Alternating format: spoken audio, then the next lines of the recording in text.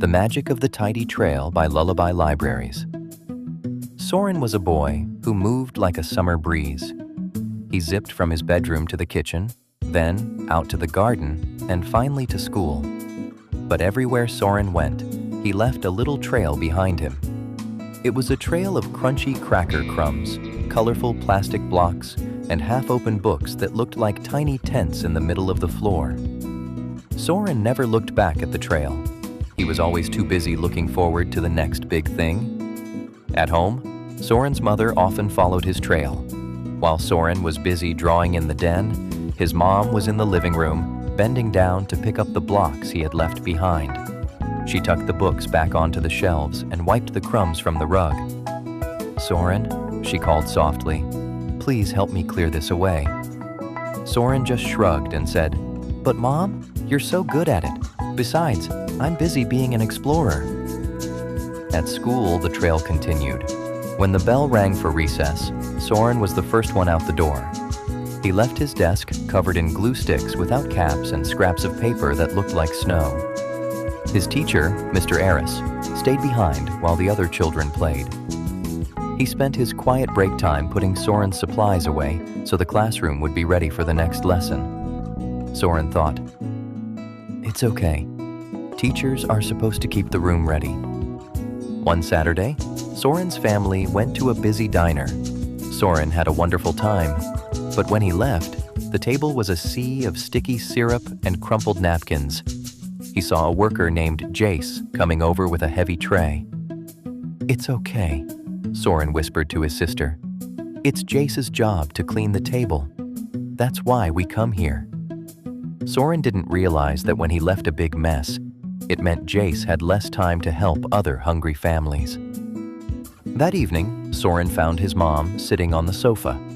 She looked very, very tired. Her back ached from all the bending, and her hands were sore from all the scrubbing. "I didn't get to read my own book today," she sighed, "because I spent all my free time cleaning up the trails you left behind, Soren." For the first time, Soren saw that his trail wasn't just made of toys. It was made of his mother's time and energy. The next day, Soren walked past the diner and saw Jace through the window. Jace was still wiping tables, moving slowly. Soren realized that when people say it's their job, it doesn't mean the work isn't hard.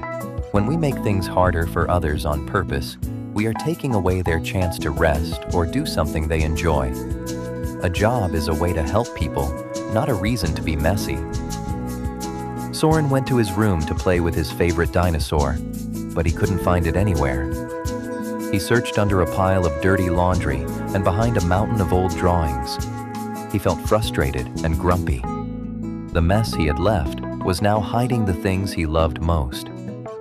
"I can't find anything," he cried. The trail he had left behind had turned into a forest that he was lost in. Soren imagined what it would be like when he grew up. He saw a future Soren sitting at a giant desk in a tall building. But future Soren looked very stressed. His desk was buried under mountains of paper, and he was missing an important meeting because he couldn't find his car keys in the clutter. Soren realized that being tidy wasn't just a rule for kids. It was a superpower for life. Soren decided to change his trail. He went to the kitchen and found his mom starting to fold the laundry. "I'll help, Mom," he said. Together, they matched socks and folded shirts. It took half the time it usually did. When they were finished, Soren felt a strange, warm feeling in his chest. It was pride. He felt organized, like his brain was as clear as the freshly cleared table. On Monday, Soren stayed behind for 1 minute after the bell rang. He capped his markers and put his paper scraps in the bin. Mr. Eris smiled and gave him a high five. "Thank you, Soren.